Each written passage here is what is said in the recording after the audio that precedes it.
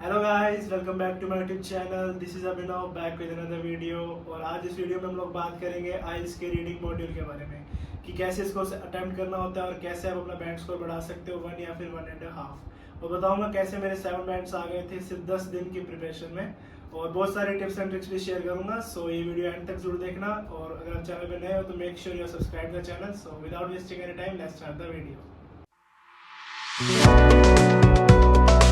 तो गाइस, सबसे पहले और सबसे जो चीज़ हार्ड लगती है लोगों को वो होती है लिस्ट ऑफ हेडिंग्स। मतलब उनको समझ नहीं आता कि ये चीज़ मतलब कौन से पैरा में या फिर इस पैरा की क्या हेडिंग हो सकती है।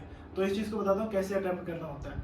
सबसे पहले आप सारी हेडिंग्स पढ़ लो, एक एक हेडिंग को पढ़ो और अपने दिमाग में इमेजिन कर लो कि भाई इस हेडिंग के नीचे आपको क्या चीज़ बताई जा सकती है, कि ये कोई हेडिंग है, इसके अंदर क्या क्या चीज़ें आ सकती है।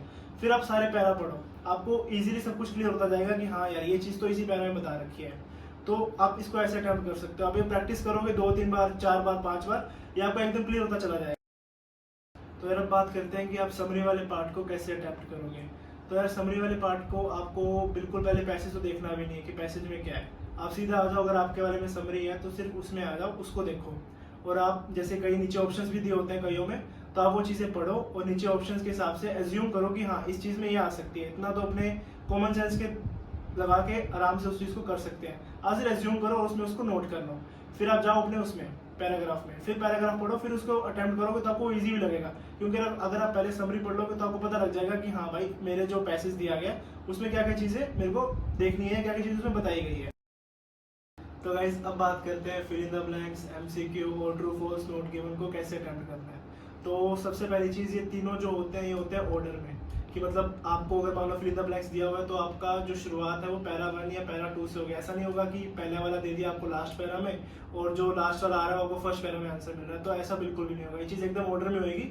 तो आप इसको ईजिली कर सकते हो। दिक्कत आती है ट्रू फॉल्स नोट गिवन या येस नो वाले क्वेश्चंस में।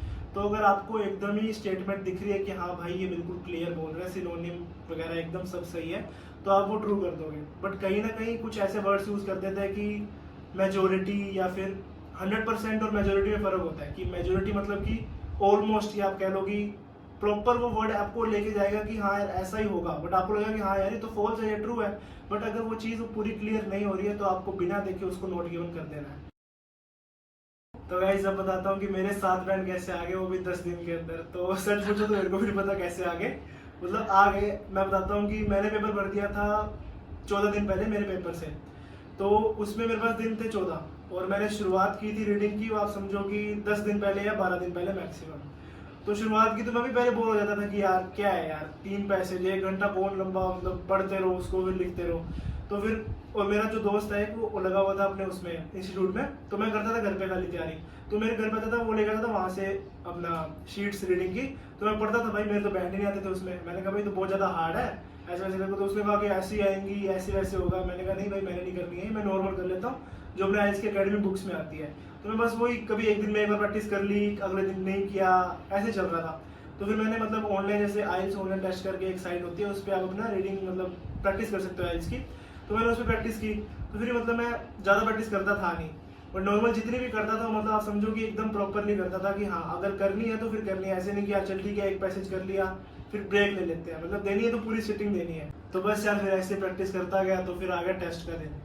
टेस्ट के दिन तो फिर गया टेस्ट देने। तो मैं बताता हूँ मेरे टेस्ट में भाई साहब एक भी फिल इन द ब्लैंक्स नहीं था। ऑलमोस्ट सारे list of the headings, endings पूरी करो, मतलब सब चीज़ें ऐसी सी थी। मतलब फिल इन द ब्लैंक्स दिया, एमसीक्यू भी बहुत कम। मतलब हर पैरा में list of headings, paragraph ending, ये चीज़ कहाँ कैसे मिलेगी, मतलब सिर्फ वही चीज़ें चल रही थी। तो मैं जैसे तैसे किया, मुझे सच्ची उम्मीद नहीं थी मेरे इतने बैंड आ जाएंगे। क्योंकि जितनी मैंने प्रैक्टिस की थी आप मान लो कि मैक्सिमम मैंने किए होंगे 5 से 6 बार बस। हद मतलब मैंने 5 या 6 बार किया होगा, इससे ज़्यादा मैंने प्रैक्टिस ही नहीं की थी। और वो भी की थी घर पे, आपको पता है कि सब कैसे होता है।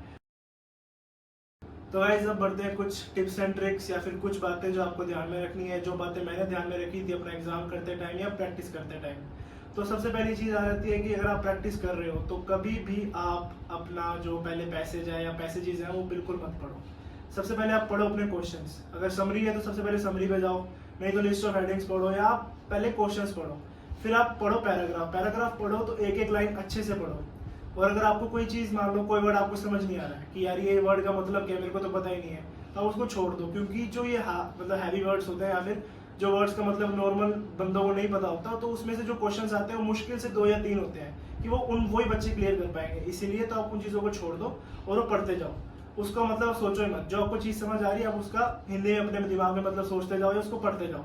तो अगर आप ऐसा करोगे तो आपको मतलब काफ़ी हेल्प मिलेगी इससे। तो यार जो नेक्स्ट चीज़ आती है वो आती है कि अगर आपको कोई क्वेश्चन या आपको कोई नहीं आ रहा है, तो आप उससे बैठे मत रहो कि यार उसी का पढ़ी जा रहे हो, पैराग्राफ पढ़ी जा रहे हो कि इसका आंसर क्या होगा क्या नहीं होगा, उसको छोड़ दो, नेक्स्ट पे आ जाओ। अगर आपको बाद में टाइम मिलता है या जो भी है, आप उसको तब अटेम्प्ट करो, मतलब आप एक पे टाइम वेस्ट करते मत बैठो, ठीक है। और दूसरी चीज़ आ जाती है कि आप सारी जो इंस्ट्रक्शन आपको दी हुई है कि यार इसमें फिल इन द ब्लैंक्स में क्या है, 1 वर्ड है, 2 वर्ड है या फिर ओनली अपना नंबर है, तो आप उस चीज़ को ढंग से पढ़ लो। और सबसे ज़्यादा ये चीज़ आपको जरूरी पढ़नी है यस नो ट्रू फॉल्स वाले में, कि कहीं लिखा होता है ट्रू फॉल्स में आपको आंसर करना है, आप लिखाते हो यस नो में, या फिर आप उल्टा कर देते हो, तो ये चीज़ें आपके बैंड एकदम ही कट जाएंगे।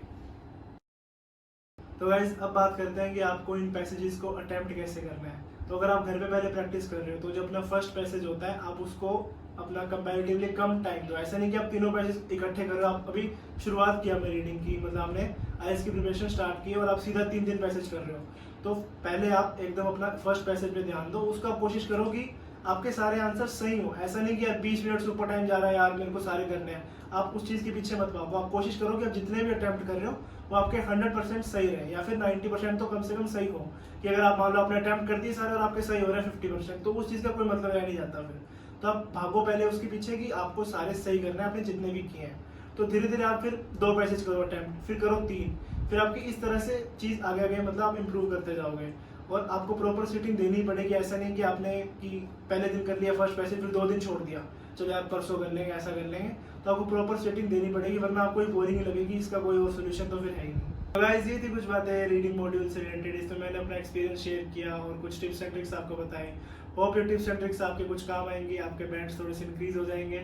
और अगर आपको फिर भी कोई डाउट है आईएलटीएस मॉड्यूल, रीडिंग मॉड्यूल से या फिर किसी भी चीज़ से, तो please let me know in the comment section और stay tuned for the upcoming videos. Thank you so much for watching this video.